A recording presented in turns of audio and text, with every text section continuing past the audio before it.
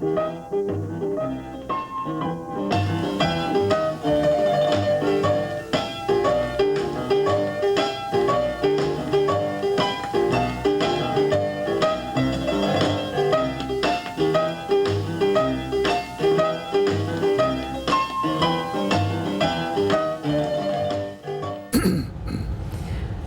and welcome to another edition of Pinellas Past. I think we've got a show tonight that everybody's going to really enjoy. We're fortunate enough to have three of the former Clearwater Bombers with us, and they're going to share some of their memories and their good times and maybe a few of the bad times that went along with that great era of sports in this area. And anybody that was here during those years certainly will remember these three people that's with us tonight. Al Repeta was a pitcher, Herbert Dudley was a pitcher, and Harry Hancock was mostly a catcher, but I understand you played some other positions at some times too. I didn't know that until tonight. I thought you had always been the catcher. But what else did you play? Well, I played right field sometimes when they had overcash pitching and catching, and then a lot of times we go on road trips and some people couldn't go, and you didn't know where you're going to play third base or first base or what, because you just had to make do with what we had. I see. Okay. Well, see, you can always learn something, and as big a fan as I was, I thought I knew quite a bit about the whole thing. But let's go back to the time when the team really got started. We were talking just briefly. When did the group get together as a team the first time? Around 1940? The original Bomber team started in 1940. Paul Saunders was the manager there, and Mr. Blackburn sponsored it, Blackburn Lumber Company. Right. And they was in the senior league, what they call the senior league. That was the best league we had. And I played the year before with Texaco. Harry played down there. He played shortstop down there, I think, with us. And we had Paul Pender was catching, and Frank, Harry's brother, played with us, and Claire Kane played. Well, Claire Kane and Harry, they moved up with the Bombers. He moved up as a catcher. I didn't even know he was a catcher. But I found out he was a catcher, and he wanted me to move up. I said, no, that's too fast for me. I'm not going to stay there. So I'm not going to go up. And so later on, something happened whereby that I made it possible to go up. So I called Paul up and asked him, are you still interested in me coming up and playing with you in that night league? He said, yes. I said, okay, I'll come up there and play with you then. And what year was that? That was in 1940. Okay. And what was the name then? Blackburn, B-L-A-C-K-B-U-R-N, Blackburn Lumber Company. Right. Yeah. Okay. So how did you progress from that point? Well, we played 40 and 41, and some of 42, and the war, came along. Right. And so then I guess we all went into service. But Mr. Blackburn, I understand, sponsored the team all during the time that we were in the service. I think John Moore, he was around, he didn't go into service, and I think he's the one that played with them then. And some of the other players played, the younger boys, and then we all came back out of service. Then we regrouped then in 1946, and that's when we started playing as the Blackburn, Blackburn Bombers still. And and played 46 and 47. And Mrs. Blackburn actually was afraid that Mr. Blackburn, he had a kind of a nervous breakdown one time, and they afraid that if he went through another national tournament like he had to go in Cleveland, they thought he was going to be, he got where he wouldn't even speak to anybody. He wouldn't ride, but he'd ride by himself to the ballpark, he'd come right back, and he'd sit by himself, he wouldn't do anything. We got in some extra inning ball games up there, so she lived right down the street from Eddie. And she went down and told Eddie, said, Eddie, I wish you'd talk to Wayne not to sponsor the team anymore. Said he doesn't mind doing it, but I think it's too much on him. So she talked him into giving it up. Then they formed the Clearwater Bomber Association, and that was 1948, and then it dropped the name of Blackburn, and we took on the name of Clearwater Bombers. So both of you were with them from 40 all the way through. Yeah, me and Harry both. Yeah. We left the team. We won the Nationals in 1950. Harry and I left then and went to Fort Wayne. Yeah, but Yeah. but you were with Oh, them yeah. all Oh, of yeah. that. Yeah. Well, you said something about a national championship. And in we went to a Cleveland? national When tournament in Lakewood Park, Elks Park, right outside of Cleveland. Lakewood, Ohio is where the tournament was held that year, What year was that? in 1947. Oh, that was your first championship. That's my first championship, yeah. Okay. No, let's see. We didn't win it in 47. We did pretty well, but I think Fort Wayne, Indiana won it. Fort Wayne won it again. They'd won it about 3 years. That was the third year in a row. But Actually, me and Harry went to the national tournament, though, prior to that. We went with Reek and Fleece out of St. Petersburg. Harry, he got ptomaine poison or something. He couldn't catch up there in Detroit. Bad weather. That's when all states sent a winner. There was no regional tournaments and things like that. Metropolitan winners and state winners, one game and you were out. No double elimination. Oh my goodness. We drove all the way up there to Tulsa, Oklahoma. The team that won the tournament, they beat us the first game. So you didn't last too long. No, we that didn't year. last long in that one. You were too used to this Florida sunshine and warm weather. Well, it was bad weather, I tell you, all the Yeah. time we was up there. So, and what year was that? That was in 41. that was 1941. Yeah. Well, you got your feet wet good anyway that year. Well, Yeah. what happened when you played in the district tournament, and it always held in St. Pete, I think, whoever won the district tournament going to the state could pick up 2 players. So they picked Herbert and myself up, and of course I was only about 17 then, and I thought I was big, big sport, Right. And we went to Detroit on a bus, but we also had R.H. Hall girls on that bus too. They had won the state tournament, and I ended up getting sick on the way, and I never saw the ballpark. I was sick all the way home. Oh, wow. So it wasn't an enjoyable trip for you at all, was it? Well, it was a great honor to get to play in the Right. tournament and go. Yeah, but you didn't get to play. No. So, I only pitched the last 2 innings. Ray McDonald, the other catcher, I was supposed to remember pitch. him, yeah. He got sick, so they pitched Ray McDonald. But I did pitch the last 2 innings of the game. Okay. Well, Al, when did you get I in played with them him? in 47. I spent most of my time playing in Petersburg, but I went with them to that Cleveland in that You was up there. I was gonna 47 say, tournament. I didn't do anything. I sat on the bench the whole time. Did you play for Rick and Fleece, or? I played for them one time, not that early team, but I played for Reek and Fleece when they had a team down there. Okay. So I knew you came in a little bit later. Yeah. Well, let me clarify one thing, because this was all amateurs.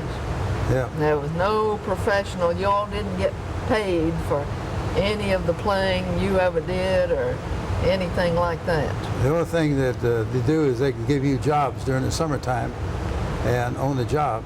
Right. And outside that, they're not supposed to pay you any money on the side. Right. Well, even in the heyday of the Bombers, there were some people who you were so good that everybody thought, that some of you might be getting some pay and so forth. And when you hear about things like that today, I wanted it clear from you that had been there that you were strictly amateur players. Supposed to be. Right. Supposed to be. Yep. Yeah. So, Let's I'm put it sure that there are way. a few violations, but not so much down our way, because you never had a big sponsor. It was Right. always from public, whatever you got. They give you meal money, but you didn't have to. You wouldn't eat too good, but at least you were entitled to meal money and Right. paid for your hotel when you travel. okay. But as far as giving you money individually, Well, when Herbert and I first started, Eddie Moore, which had always was very good to me, and I think he was good to Herbert, but we worked for the city. right. And in the mornings, I went to the beach, to the Red Cross program. I taught swimming. And then in the afternoon, I'd go to North Ward School and on the playground. And I was telling him I made a lot of money. I got $35 a week for that job. Most money I'd ever made. Right.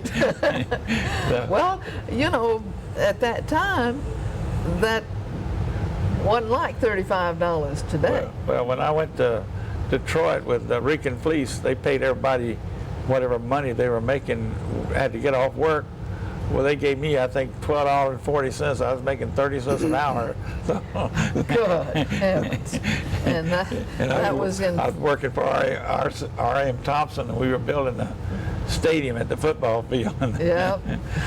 But it 30 was, cents an hour. I appreciated it. It was Absolutely. really welcome.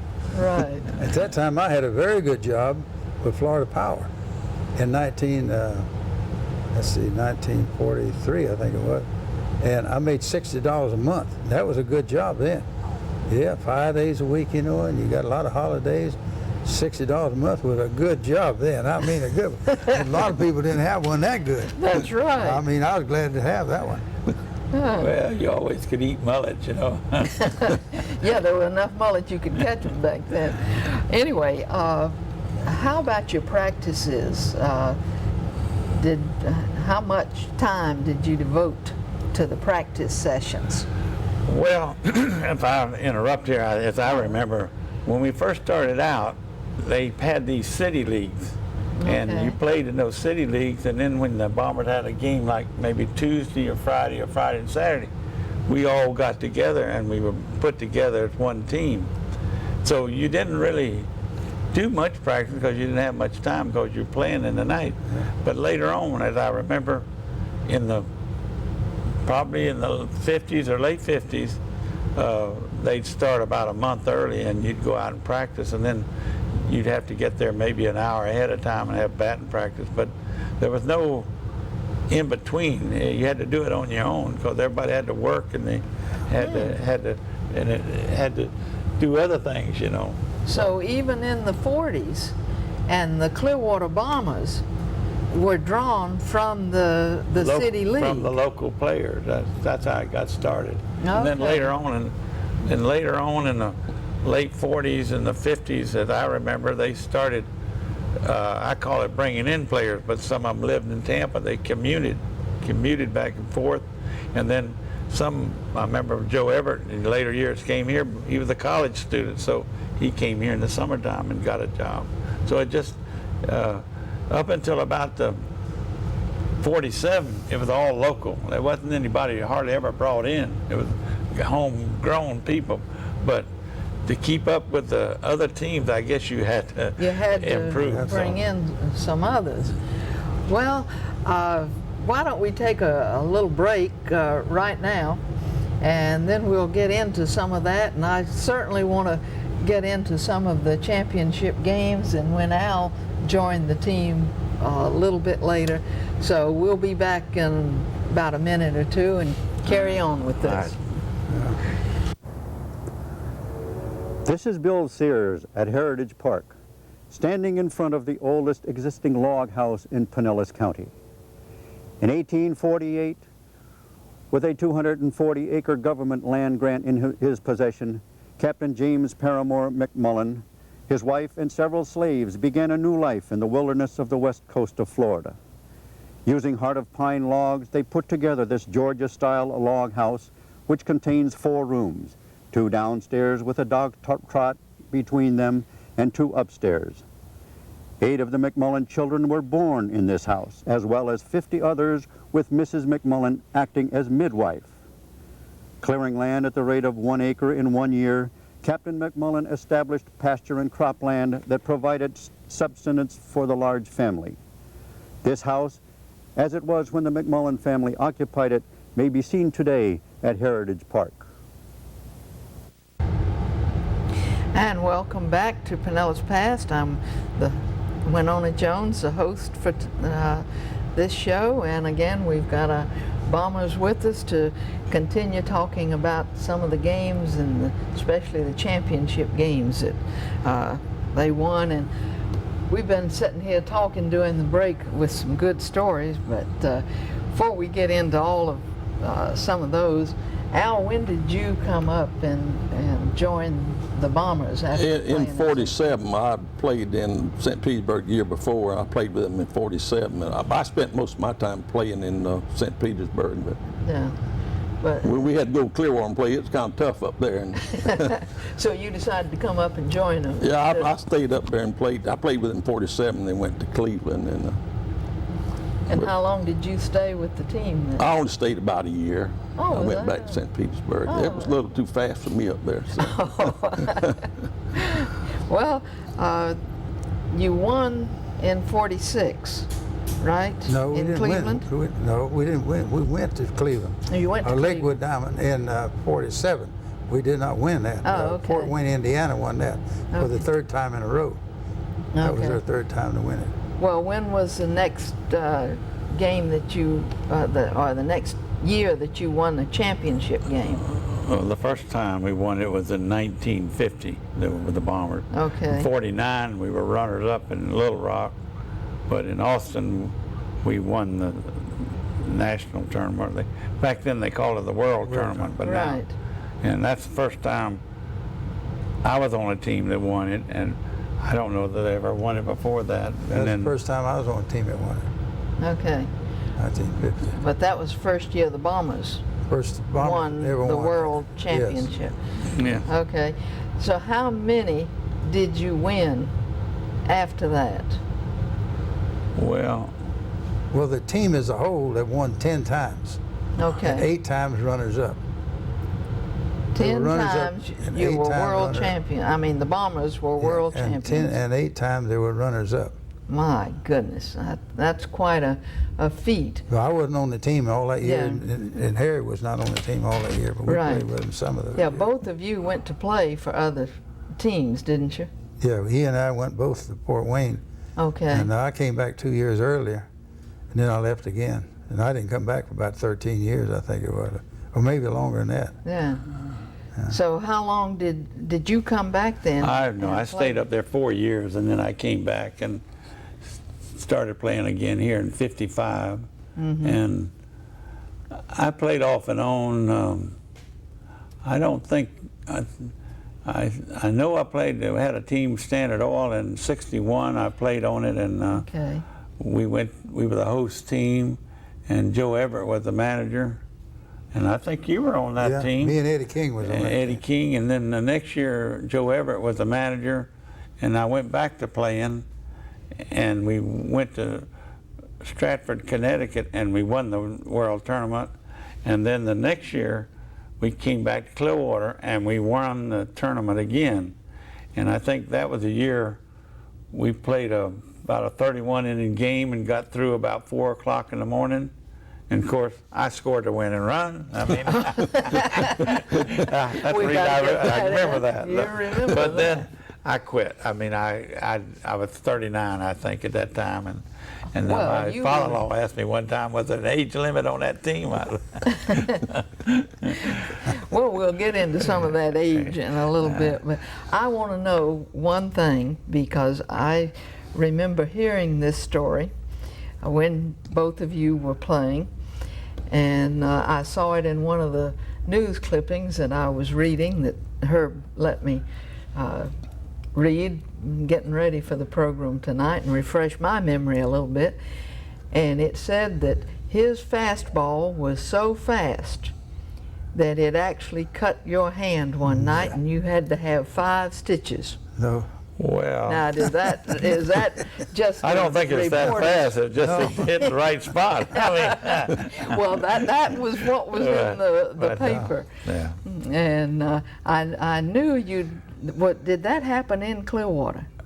Yeah, I've been beat up a couple of times that way, and He got this foul tip. I Not, can't bend that finger now, so that was split You 2 or 3 still times. have a memory Yeah. of all that, No. too.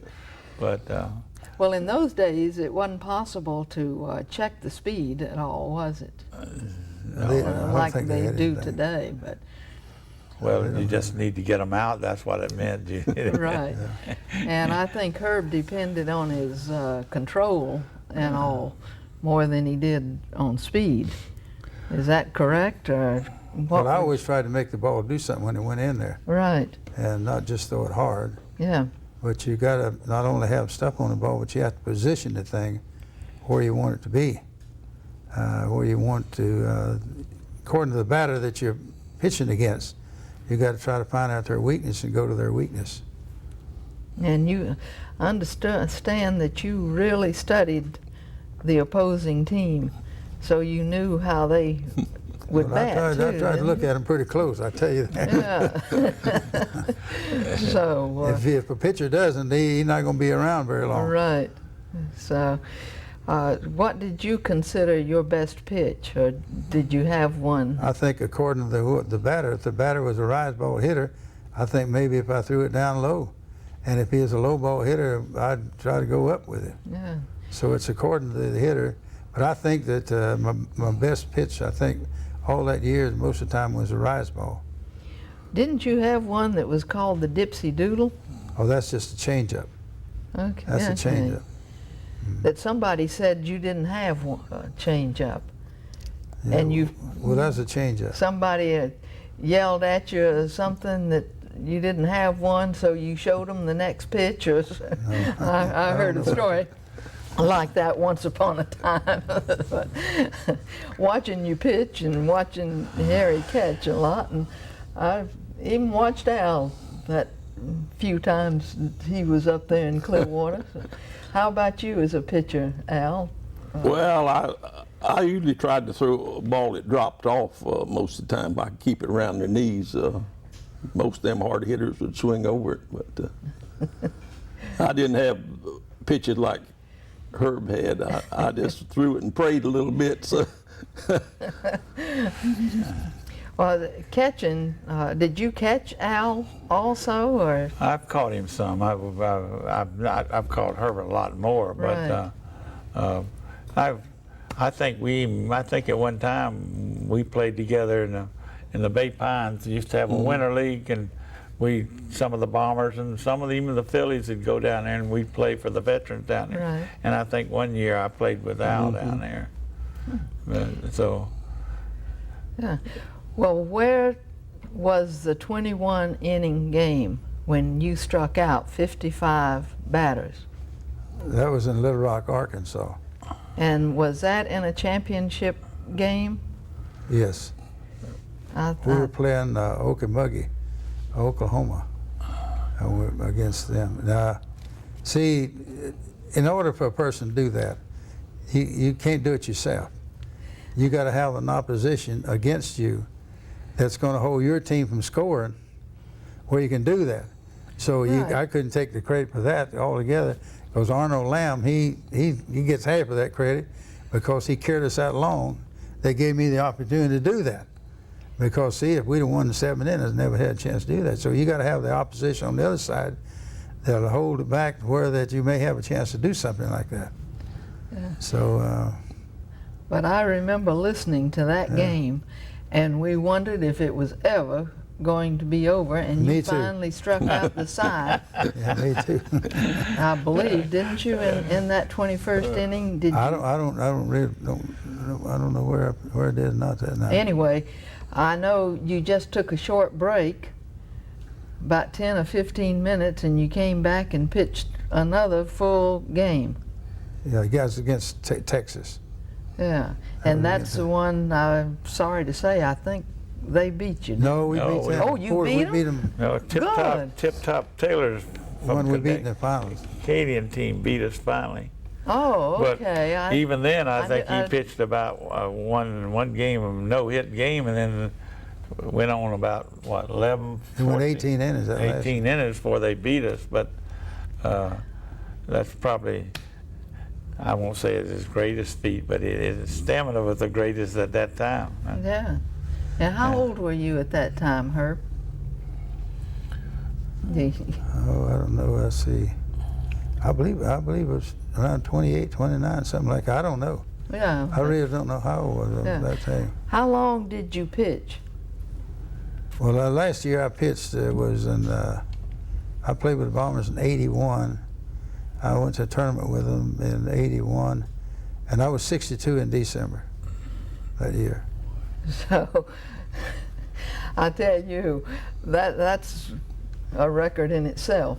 I think, you know, since I know how I felt at that time.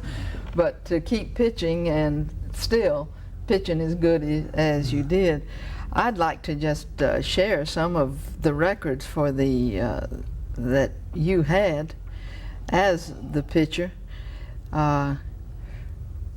In one of the record books there, you struck out 10,000 in 40 years, and that was about 9,000 games. Now that's a lot of strikeouts, and we don't have time to go through all the chart of those years in the late 40s, but it's amazing that you not only were a good strikeout pitcher, but you were a pretty good hitter also, and pitchers usually aren't counted When I first started out, I would hit the ball pretty good, but not at last I wasn't hitting the ball that well. Yeah, and of course They had designated hitters then too. yeah, but I think we have to give Harry a little bit of credit too for the catching that he did in some of this, because Well, see, a pitcher is only as good as they're caught. that's right. Pitcher is only good as they're caught. If you don't have someone to catch you in trouble. Yeah. So you're only good as you're caught. So Harry and Gerald and Kenneth, I had good catchers. That's one thing. Of course, I think Harry's the best catcher I ever had. Well, Thank he you. was certainly on quite a few all-star teams. Do you have any idea how many were you on? I know you were on. No, I wasn't on the You wasn't All-Star on team. the All-Star? No. Do you know how many all-star teams? Well, You I were didn't. on? I wasn't too much. I was first year we won the national tournament. I made the all world team, but after that maybe I made it second team or something like that. But I don't know. Of course, I don't remember a lot of things, but I just know that I've had the fortune to play with a lot of good players. I've had the fortune to play on a lot of good teams, and that helps you when you got good players. I mean, Right. if you got some weak links, you don't have as good a team. But I've always been very fortunate to play, I think, with good people and good teams, and I've always been thankful for people in Clearwater have been so nice. And Well, and you always had a good time. Or you- See, in 4 of his greater productive years, he wasn't playing ASA ball. He was playing with Port Wayne then. See, I so that see. really took 4 years out of his record he could build up. See, with ASA softball. See, he wasn't going to tournaments then. Right. Well, I tell you, we could go on and talk about all of this for probably another hour. But, you know, it's just been such a pleasure to have all of you here tonight. And Herb, I have to say that when you made the comments you did about your team and your catcher and how that helped you, that's exactly what I would have expected to hear from you, because you've always been that type of person. And so I just have to tell you that when we hear things about heroes and so forth today, and the young people may not have some, any of our people know you, and you were heroes. So we really appreciate not only your playing with the Bombers, but your characters and how you influence the young people. So thanks a lot. thank you.